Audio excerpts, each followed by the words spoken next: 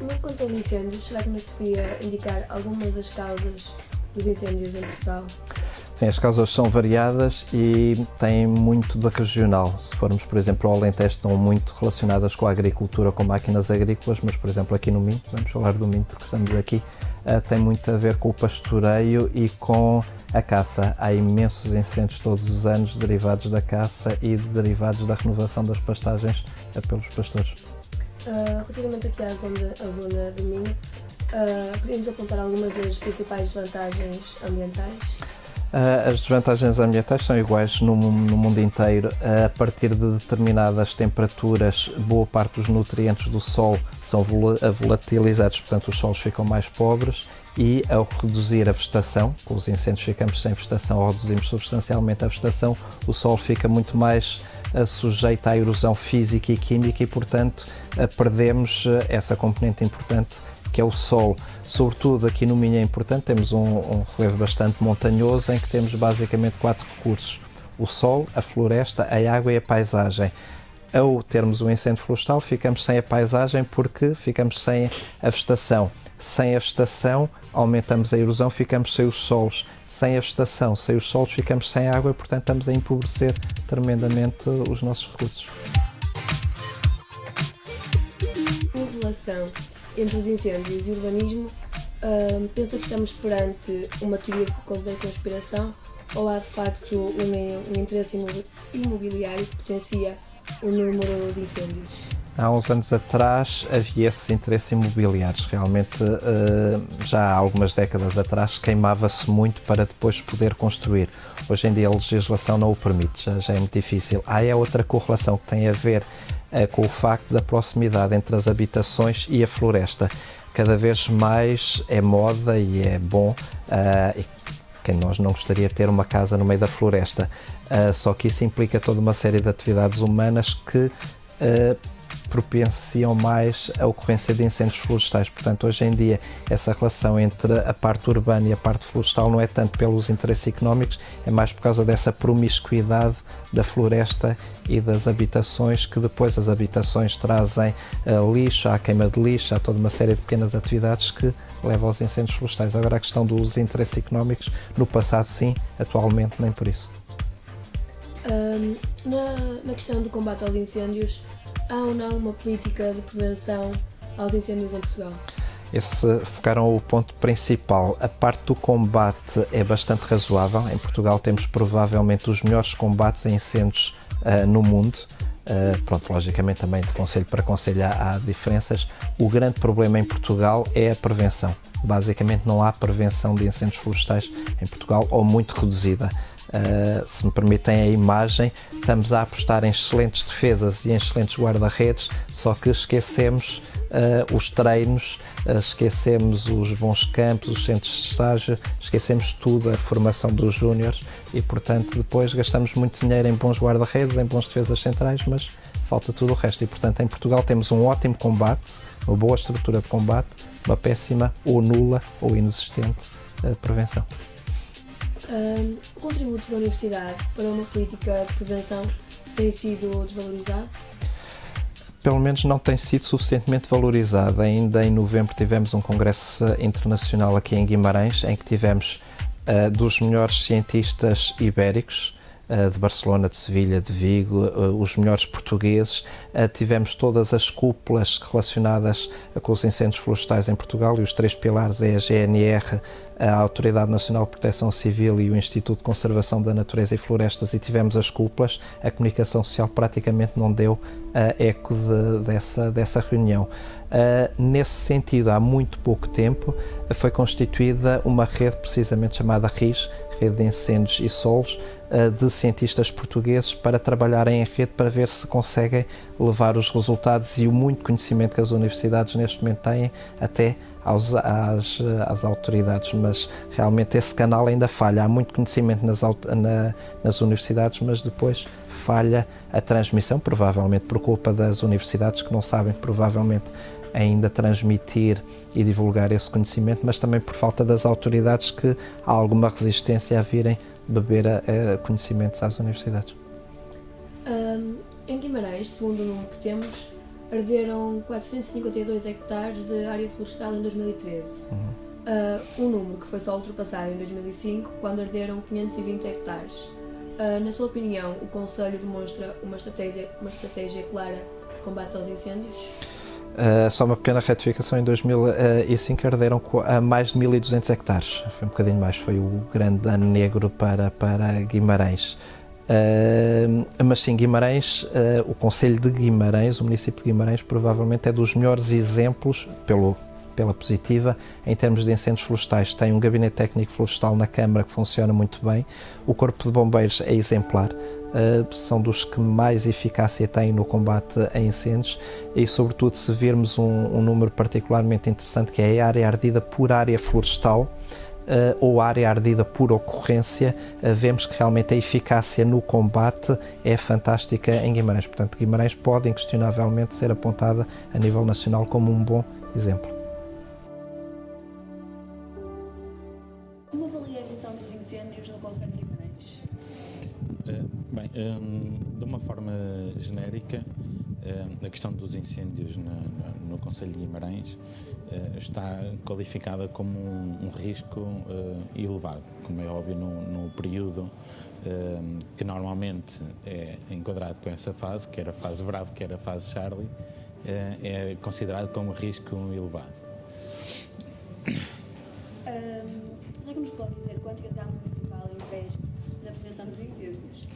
De uma forma geral, o investimento que é feito em termos de prevenção é na limpeza dos caminhos florestais, na realização desses caminhos florestais, na realização das faixas de proteção, nas faixas de combustível e considerando também os próprios bombeiros. Se incluirmos aqui o apoio dado aos bombeiros, estamos a falar de cerca um valor que pode quase ascender o meio milhão de euros. Existe ou não um plano de prevenção e combate estruturado entre bombeiros, juntas de freguesia, população e Câmara? Existem planos dedicados a isso.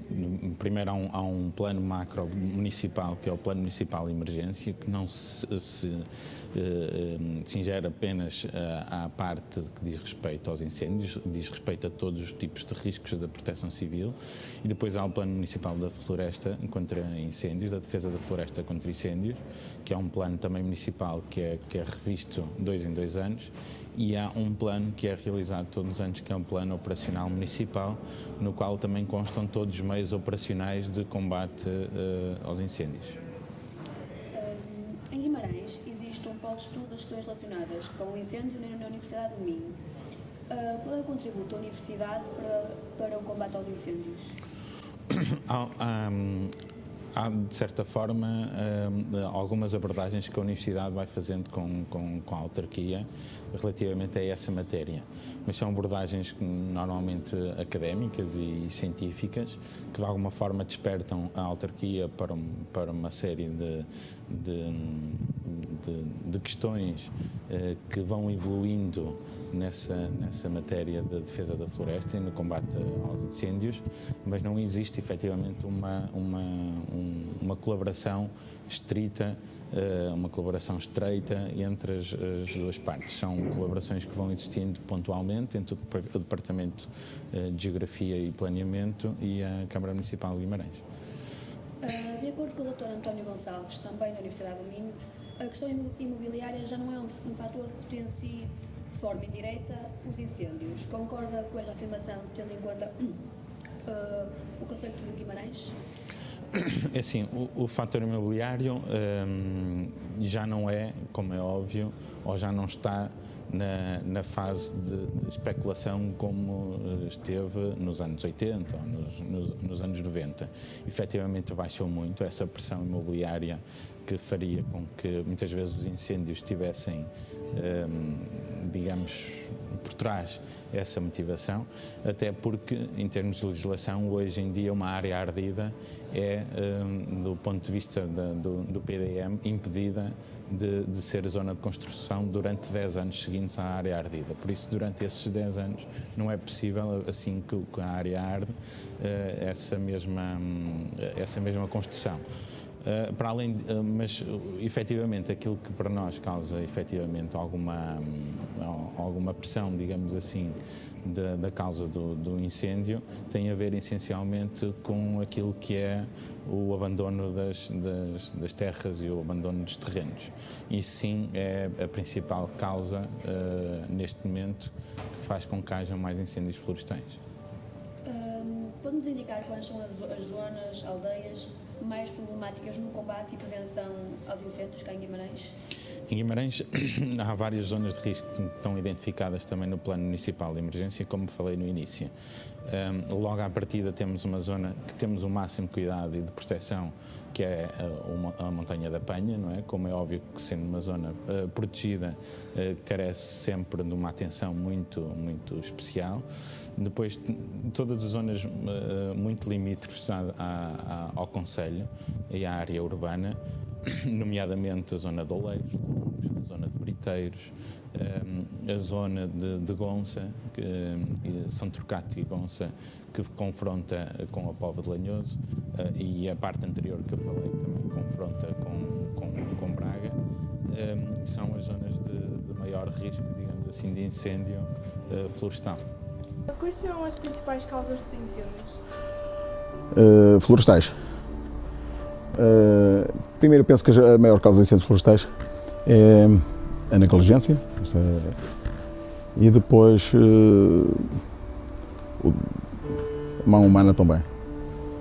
Penso que porque a quantidade de incêndios que temos, eu falo aqui pela minha zona e a nível do distrito aqui de Braga, a quantidade de ignições que há durante a noite, portanto tem que ter mão humana, não é? Pode dizer-nos em média quantos incêndios há por ano nesta região?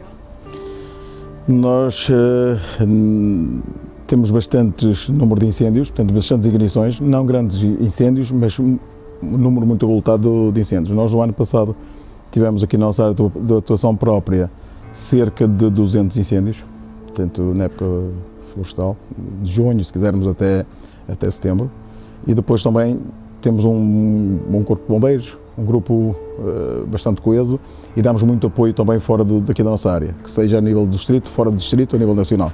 O ano passado tivemos tantos incêndios na nossa área de atuação própria, como aqueles que fomos para fora a ajudar os outros. Portanto, temos cerca de 390, 400 incêndios. Consegue-nos dizer quantos hectares ardem por ano? Assim, nós, o número da área, portanto, a área ardida anual varia sempre mediante o número de incêndios e mediante o número de ignições. O ano passado, 2013, na nossa área de atuação própria, tivemos portanto, cerca de 386 hectares de área ardida, portanto é bastante. Há anos que arde mais, há anos que arde menos. Depois também depende muito onde é que são os incêndios, portanto aqueles pontos mais difíceis de combate, que torna depois também uma área ardida maior. Quantas das áreas ardidas foram utilizadas para a construção de blocos imobiliários?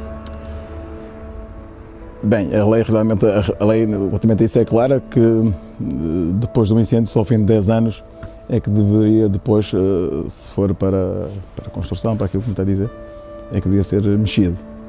Sabemos que às vezes não acontece isso, portanto depois no ano a seguir já se pode construir, já se constrói, porque também já estava previsto a construção daquilo antes do incêndio, mas acontece, não muitos casos, mas acontece um caso ou outro, que após o incêndio depois acontece depois a edificação de edifícios, a construção de outras infraestruturas. Agora, se foi após o incêndio, ou se já vinha de trás documentado que era para fazer, depois fica essa dúvida, mas depois as autoridades competentes é que devem fazer a análise e não nós, os bombeiros. O recurso a nível de material, nós temos uma frota de veículos a nível florestal, cerca de 9 veículos florestais, uns de apoio, outros de combate. Depois, claro, quando os incêndios são muito grandes ou quando há muito número de incêndios, depois pedimos ajuda, então também às vezes no espaço mais urbano colocamos outros veículos de combate a incêndios urbanos para dar uma ajuda. A nível de elementos, Nós neste momento somos um corpo de bombeiros com cerca de 100 elementos no efetivo e desses 100 elementos, cerca de 97% estão presentes. Quando é necessário estão presentes. Isto só para dar um exemplo, nós o ano passado, agosto, uma segunda-feira, 4 da tarde, tivemos aí um grande incêndio e só das taipas nesse incêndio às 4 da tarde tínhamos 77 elementos. Portanto, uma equipa forte, coesa, fazemos muitas atividades de conjunto, tentamos criar espírito de grupo, portanto, a nível de efetivos, neste momento eu sinto-me um felizardo. Quais as desvantagens que um incêndio pode causar? As desvantagens que os incêndios podem vir a causar, tanto a nível do contexto, no risco natural e ambiental, após os incêndios, a florestal, depois vem sempre a chuva. Atrás da chuva, quando são alturas que são chuvas muito fortes, acaba por depois não há vegetação, não há sustentação do solo e as águas acabam por trazer muitas vezes a terra, as cinzas e provocam depois algumas inundações, algumas derrocadas em algum espaço mais rural, junto a algumas aldeias. E claro que cada vez a floresta mais queimada, menos vegetação, isso vai trazer consequências para o futuro, para quem vier atrás. Então, provavelmente nós já agora falamos muito de camada de ozono e outras coisas do género, portanto daqui a uns anos provavelmente será muito pior. Pode-nos dar alguns conselhos para a prevenção dos incêndios? Sim, senhora. Portanto, primeiro vamos começar já pela realização das queimas. Toda a gente chama queimadas, mas há uma diferença entre queima e queimar. As pessoas fazem queimas de qualquer forma, não olham se há vento, se o risco de incêndio é elevado, se não é, tanto queima-se e depois atrás, um dia que vem muito vento e acaba por haver um bocado de negligência, se quisermos, acaba por causar grandes incêndios. A nível de queimas temos de ter bastante preocupação, não foguear na floresta, portanto, nós que gostamos muito de passear no verão para as zonas mais frescas da floresta, portanto, não foguear, não deixar as beatas de cigarros e atirar pela janela do carro e outras coisas deste género, para que não hajam incêndios florestais e para que se faça uma maior prevenção. E claro que acho que neste momento a nível nacional devia haver mais uma fiscalização por parte de entidades competentes para que não aconteçam esses piqueniques e fogareiros no meio da floresta que depois às vezes vêm a provocar grandes incêndios. Portanto, principalmente olhar às condições climatéricas, olhar ao risco de incêndio e ver se realmente se pode ou não realizar as queimas e, caso de dúvida, contactem o Corpo de Bombeiros, a Autoridade Nacional de Proteção Civil ou os gabinetes técnicos florestais das câmaras municipais, que podem ser pessoas para dar essa indicação e basicamente é isto. Quais são as maiores dificuldades no combate aos incêndios? As maiores dificuldades no combate aos incêndios, os três grandes inimigos do combate ao incêndio para nós, para os bombeiros, é o relevo, é o combustível e as condições meteorológicas. Portanto, estes são os três fatores que podem influenciar ou não o desenvolvimento de um comportamento do incêndio florestal. Portanto, estes três inimigos, o relevo, a meteorologia e o combustível, portanto, se tivermos um mato muito denso, num declive bastante acentuado, com vento na direção da propagação do incêndio, portanto vamos ter aí um incêndio bastante grande e que vai nos tornar difícil. Depois, eu costumo às vezes brincar com esta situação, que é um bocadinho assim. Nós temos tendência, a população portuguesa, a ser os minónios, que acontece, e nós lá vamos todos a correr. E às vezes as pessoas dizem que há falta de bombeiros, eu digo que não, porque a população portuguesa são todos muito bombeiros, muito voluntários, porque o nosso lema, quando as pessoas fogem do perigo, nós bombeiros corremos para ele. E viu-se agora nestas cheias que houve na Póvoa e por aí perto, não se aproximem, não vão para o mar, e toda a gente ia para o mar. Portanto, tudo é bombeiro, toda a gente corre para o perigo. Portanto, é nesse sentido que as pessoas às vezes não têm consciência E nos incêndios também nos ajuda bastante, dificulta o combate, porque depois as pessoas ainda vão para lá, pensam que vão ajudar e não vão complicar, não nos vão deixar trabalhar como a gente quer. e depois temos que andar até contra um incêndio e a pedir às pessoas para se afastar do incêndio, que é extremamente difícil. Depois as pessoas não compreendem porque tem lá um campo, porque tem lá uma vivenda, não compreendem, e então isso dificulta bastante o nosso combate também. A Câmara Municipal tem uma política de apoio aos bombeiros? Sim, neste momento a Câmara Municipal de Guimarães, que é o caso, através do Gabinete Técnico Florestal, estamos a trabalhar nesse sentido e para cada vez haver uma parceria, uma política de ajuda com os bombeiros. É de salientar neste momento que a Câmara Municipal está, neste momento, há uns tempos para cá, mais dedicada e virada aos bombeiros, numa ajuda, coisa que já não acontecia há uns tempos atrás, mas agora com estas eleições que aconteceram, o Presidente da Câmara atual está mais virado também e um bocadinho a ajudar a parte da proteção civil e penso que vamos evoluir bastante nesse sentido e estão-nos a ajudar bastante e contamos com o apoio deles e eles também contam com o nosso apoio.